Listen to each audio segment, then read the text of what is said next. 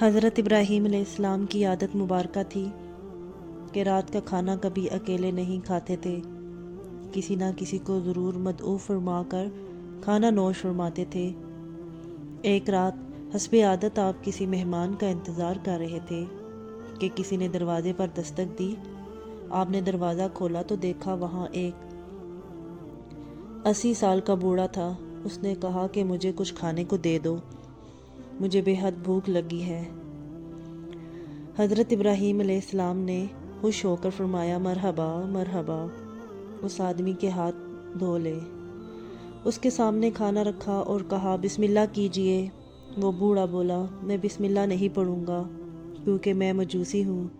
حضرت ابراہیم علیہ السلام نے غصے میں آ کر کہا، کھڑے ہو جاؤ، میں مجوسی کے ساتھ کھانا پسند نہیں کرتا۔ وہ بوڑھا چلا گیا۔ ادھر پلک جھپکتے ہی حضرت جبرائیل علیہ السلام آئے اور بولے، اللہ نے فرمایا ہے اے ابراہیم علیہ السلام، منکر تو وہ میرا ہے، میں نے تو 80 سال میں کبھی بھی اس کا رزق نہیں روکا، 80 سال سے وہ میری نافرمانی کر رہا ہے، مجھے نہیں مانتا، مجھ پر ایمان نہیں لاتا، لیکن اس کے باوجود 80 سالوں میں میں نے ایک دن بھی اس کو بھوکا نہیں سونے دیا۔ حضرت ابراہیم علیہ السلام یہ سنتے ہی اس مجوسی کے پیچھے دوڑے۔ تھوڑی دور گئے تھے تو وہ مل گیا۔ آپ علیہ السلام نے فرمایا، اے اللہ کے بندے، مجھے معاف کر دو اور میرے ساتھ چل کر کھانا کھا لو، آپ کی وجہ سے اللہ مجھ سے سخت ناراض ہو گیا ہے۔ مجوسی بولا کہ کون اللہ؟ آپ علیہ السلام نے فرمایا، وہ ذات جس نے ساری کائنات کو پیدا کیا ہے۔ اللہ وہ ہے جس نے ہر شے کو تخلیق کیا اور خوبصورت شکل میں ڈالا۔ اللہ وہ ہے جو تمام مخلوقات کو رزق دیتا ہے، جس نے تجھے اور مجھے اب تک زندہ رکھا ہوا ہے۔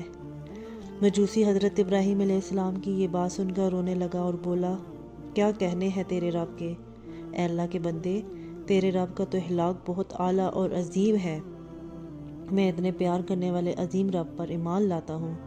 چنانچہ اس نے کلمہ پڑھا اور اللہ پر ایمان لے آیا۔